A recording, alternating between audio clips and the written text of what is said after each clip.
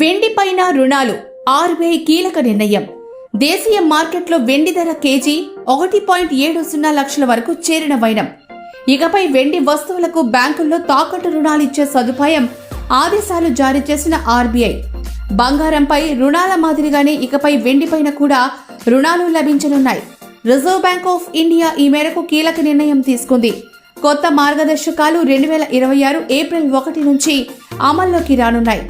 RBI తాజా ఆదేశాల ప్రకారం వాణిజ్య బ్యాంకులు, బ్యాంకింగేతర ఆర్థిక సంస్థలు వెండి నగలు, ఆభరణాలు, కాయిన్స్ ను తనఖా పెట్టుకుని రుణాలు మంజూరు చేయవచ్చు. అయితే వెండి కడ్డీలు, ఈటీఎఫ్లపై రుణాలు ఇవ్వరాదని స్పష్టం చేసింది. ఒక వ్యక్తి గరిష్టంగా 10 కేజీల వరకు వెండిని తాకట్టు పెట్టి 10 లక్షల వరకు రుణం పొందవచ్చు. అలాగే 500 గ్రాముల బరువులోపు సిల్వర్ కాయిన్స్ తాకట్టు పెట్టుకోవడానికి అనుమతి ఉంది. రుణ పరిమాణం వెండి ప్రస్తుత మార్కెట్ విలువ ఆధారంగా నిర్ణయించబడుతుందని పేర్కొంది.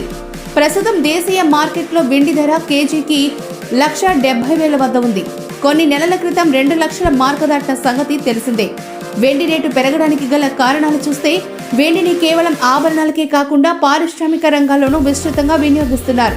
సోలార్ ప్యానెల్స్, విద్యుత్ బ్యాటరీలు, ఎలక్ట్రానిక్స్, కండక్టర్లు, వైద్య రంగం, నీటి శుద్ధి, ఫోటోగ్రఫీ తదితర రంగాల్లో సిల్వర్ వినియోగం పెరగడంతో రేట్లు గణనీయంగా పెరిగాయి. వెండి మార్కెట్ పెరుగుదల నేపథ్యంలో ఆర్బీఐ తీసుకున్న ఈ నిర్ణయం ఆర్థిక రంగంలో కీలక మలుపుగా భావిస్తున్నారు.